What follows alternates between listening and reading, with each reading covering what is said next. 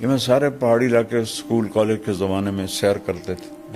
اب یقین مانے بیٹا سڑک بھی نظر نہیں آتی تھی، ایسے ان پر سایہ ہوتا تھا. ناران تک چلے جاؤ، ہوٹل ہی ہوٹل، ہوٹل ہی ہوٹل، ہوٹل ہی ہوٹل. اور جو اوپر جنگل ہیں وہ ٹمبر مافیا نے، رشوت تو سارے ملک کا ہمارا شیوا ہے، جنگل صاف کر دی. بڑا درد ہوتا ہے.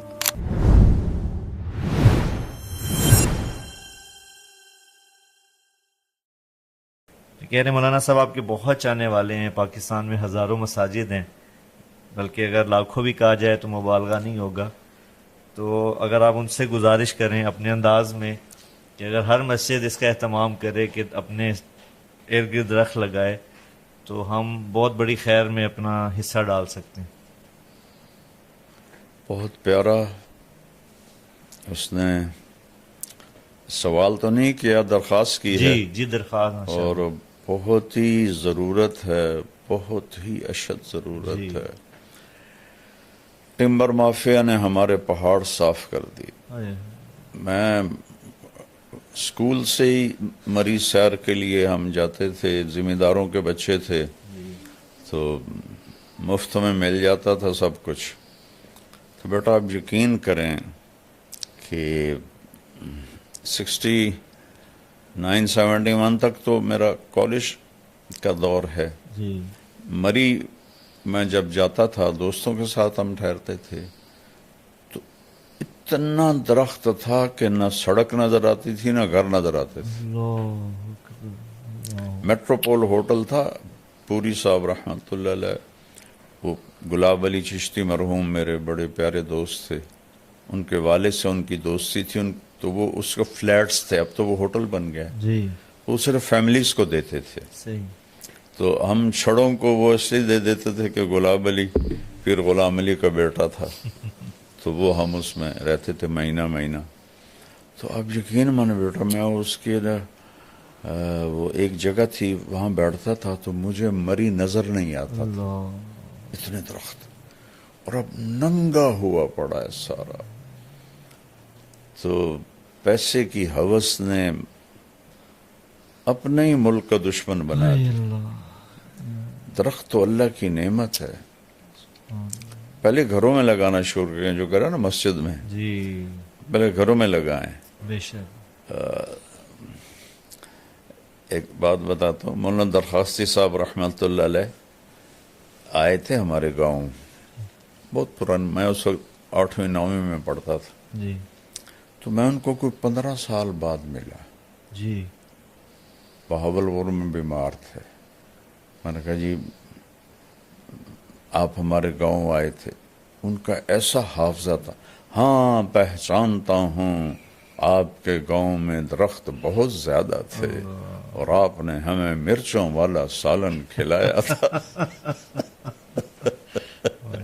ہمارے بڑوں نے تو گاؤں کو ایسے کر دیا تھا کہ رئیس آباد نظر نہیں آتا تھا.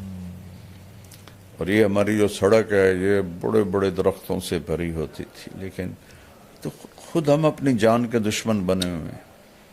تو میں اس بچے کا شکر گزار ہوں اور اس کے ذریعے سے پوری قوم سے کہتا ہوں درخت اگاؤ، درخت اگاؤ، درخت اگاؤ. یہ جو ہمارے پرائیویٹ بناتے ہیں نا کالونیز، یہ بڑے ظالم ہیں.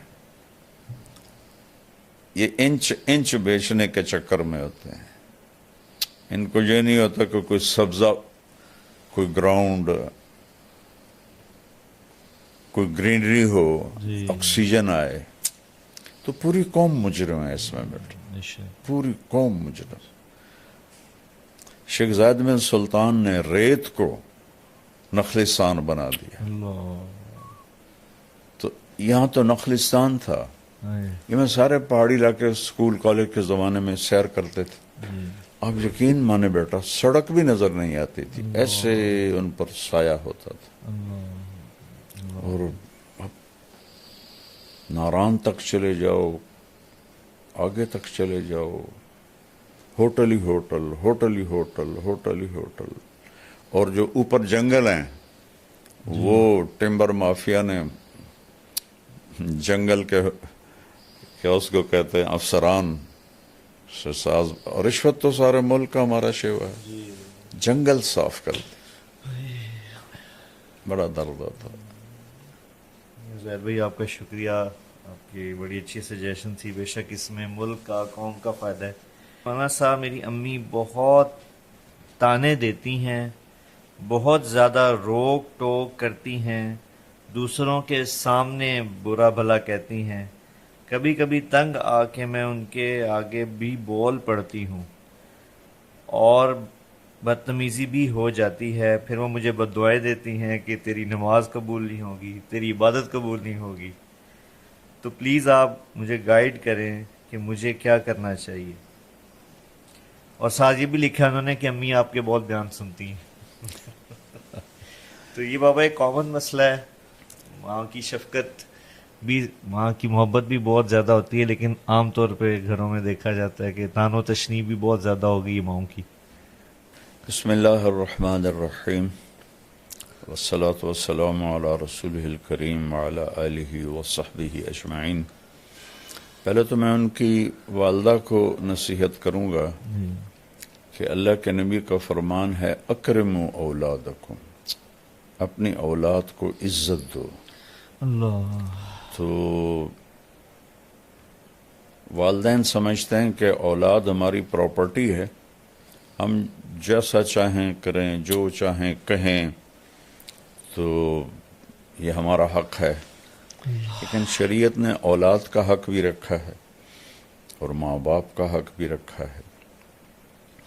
تو پہلے تو والدین سے کہتا ہوں کہ اپنی اولاد کو عزت دیں. یہ طعنہ دینا یہ بچوں کو مار دیتا ہے، اور آپ اپنے ہاتھوں سے اپنی اولاد کے دل سے اپنی محبت کے چراغ بجھا دیتے ہیں، اور وہ بجھے ہوئے چراغ پھر نہیں جلتا، ظاہرداری رہ جاتی ہے، اندر کی محبت ختم ہو جاتی ہے.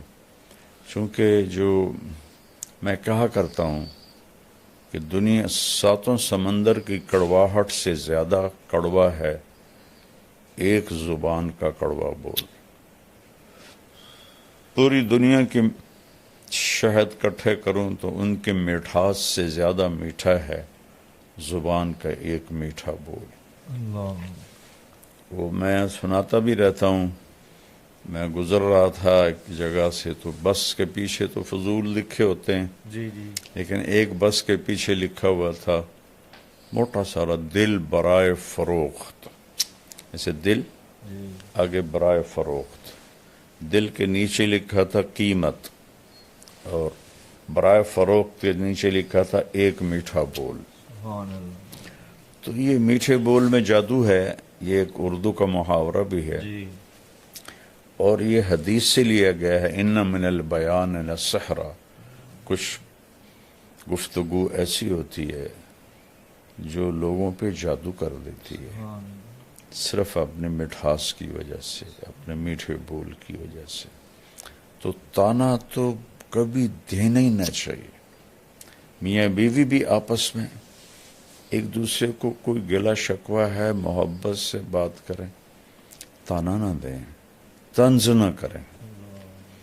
اور خاص طور پر چونکہ ہماری معاشرت ہندی ہے، ہندوستانی معاشرت ہے، اسلامی نہیں ہے، تو اکثر نوجوان بیویوں کو اس کے ماں باپ کے طعنے دیتے ہیں، بیوی کے ماں باپ کو برا بھلا کہتے ہیں، وہ بیچاری کٹ کے رہ جاتی ہے.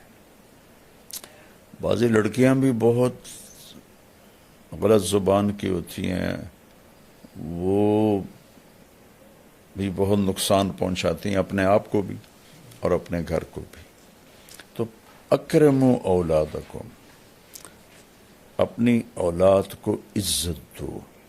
حضرت فاطمہ رضی اللہ تعالیٰ عنہ علیہ الصلاۃ والسلام، ان کا گھر اور اللہ کے نبی کا گھر ساتھ ساتھ تھا، تو اکثر آنا ہوتا تھا.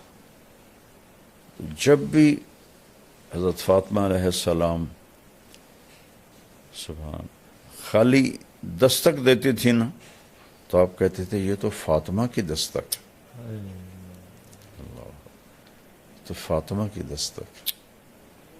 اتنا انس تھا کہ دستک تو کتنی دروازے پہ ہوتی، جی یہ تو فاطمہ کی دستک. ایک دم آپ کھڑے ہو جاتے.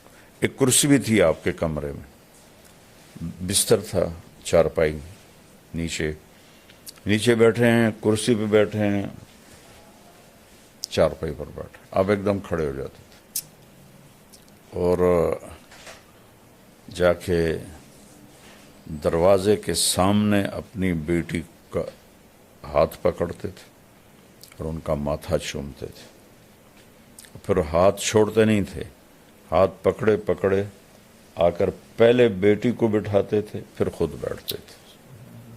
تو ماؤں کو تو میں یہ کہتا ہوں، ایک دفعہ ایک لڑکے سے میں نے پوچھا، جاننے والا تھا، کہ یار تمہاری ماں تو بڑی نیک ہے اور بڑے وہ مسلح پر ہی بیٹھی ہوتی ہے، تو تم اپنی ماں سے دور دور کیوں رہتے ہو؟ کہا جی تانے بہت دیتی ہے.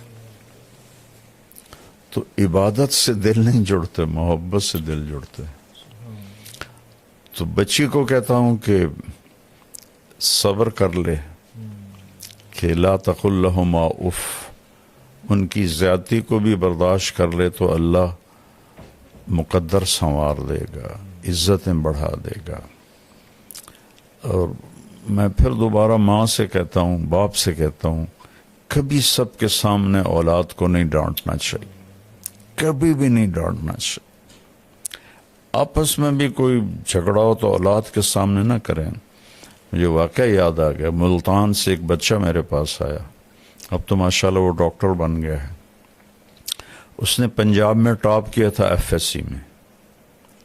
تو مجھ سے کہنے لگا، مولانا میں 2 دفعہ خودکشی کی کوشش کر چکا ہوں، اللہ نے بچا لی.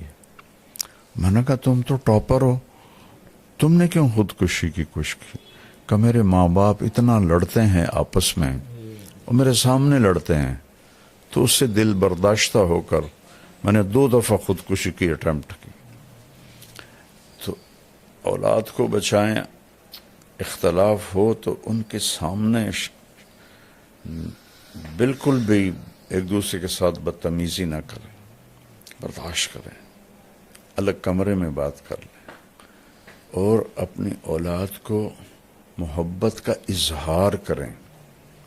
اظہار نہیں کرتے، وہ تھوڑی تھوڑی باتوں پہ ان کو ٹوکتے ہیں، اے کی کیتا ہے، اے کیوں کیتا ہے، انج کرنا سی، انج کرنا سی. تو وہ کہ روبوٹ تو ہے نہیں کہ بھی ان کو آپ جیسے چاہیں ان کو گھسیٹتے رہیں.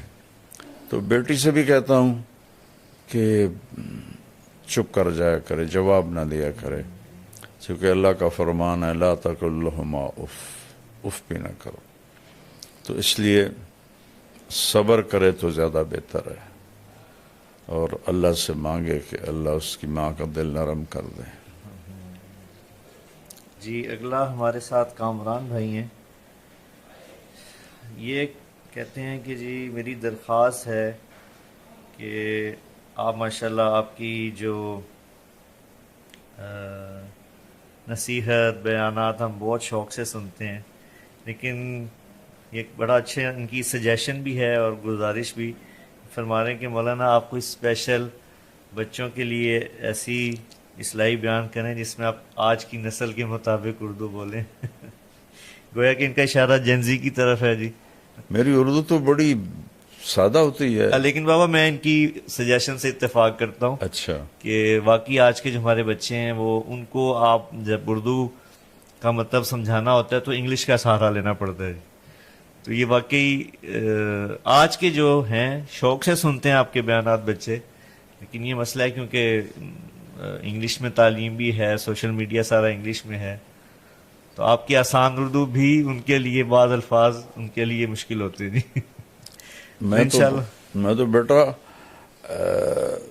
خود سوچ کے میں آسان لفظ لاتا ہوں کہ مجھے پتہ ہے کہ آگے جو بیٹھے ہوئے ہیں تو آج کل کی فصاحت، یہ فصاحت اسے نہیں کہتے کہ آپ عجیب و غریب الفاظ لے آؤ، فصاحت اسے کہتے ہیں کہ بات دل میں اتر جائے. آپ قرآن میں دیکھو کتنے آسان الفاظ، سبحان اللہ. یعنی جس کو ہم کہتے ہیں نا ربائی مزید فی، یعنی 4 حرفوں سے جو لفظ بنے وہ قرآن میں چند ہیں، سارے 3 لفظوں سے بنے، جس کو ہم مجرد کہتے ہیں، ثلاثی مجرد. میری کوشش ہوتی ہے، اب اس سے نیچے تو میں کر نہیں سکتا. ایک بابا یہاں پہ میں ذرا فنون ایک بات بتانا چاہوں گا آپ کے لیے بھی، ناظرین کے لیے بھی، کہ ہمارے اپنے جو بھانجے بھتیجے بچے، ان کا اسکول میں بھی امتحانات چل رہے ہیں سالانہ. تو ہمارے بھانجا وہ بتا رہا تھا کہ ایک سوال آیا، عجائب گھر اردو میں آیا کہ اس کا عجائب گھر کا مطلب بتائیں. تو وہ بتا رہا تھا کہ کلاس میں کسی بھی بچے کو عجائب گھر کا نہیں پتا تھا. کسی نے لکھا مینٹل ہاسپٹل، کسی نے کچھ جواب لکھا ہے. وہ بتا رہا تھا کہ 99% تقریباً جواب غلط تھا بچوں کا. تو یہ میں آپ کو بابا لطیفہ بھی ہے اور اردو کی سطح بھی بتا رہا ہوں کہ عجائب گھر کا مطلب بھی بچوں کو آج کے نہیں آتا. یہ تو ہمارے بیٹے پالیسی بنانے والوں کا ظلم ہے جی جی کہ بھلا کبھی کوئی قوم پرائی زبان پہ بھی ترقی کرتی ہے. یہ غلامی ہے، انڈیا، پاکستان، بنگلہ دیش، یہ سب غلامی سے نہیں نکلا. آج تک ہمارے عدالتوں کی لینگویج انگریزی ہے.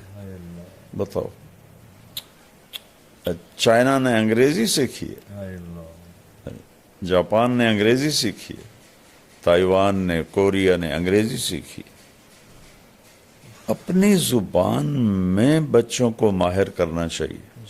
1917 میں لینن نے روس فتح کیا، صرف 1924 میں وہ مر گیا. 7 سال جی اس کو ملے. اس نے پہلا کام یہ کیا کہ جتنا سائنسی علم تھا سارا رشین میں ٹرانسلیٹ کروایا، اوپر کھڑے ہو کر، اور پھر اپنے بچوں کو پڑھایا. اور امریکہ کے بعد وہ دوسری ایٹمی طاقت بن گیا. تو پہلے آپ انگریزی سیکھو، اردو کو انگریزی میں بدلو، پھر انگریزی کو سمجھو. یہ تو بچوں کو مصیبت میں ڈالنے والی بات. لیکن نکار خانے میں طوطی کی کون سنتا ہے.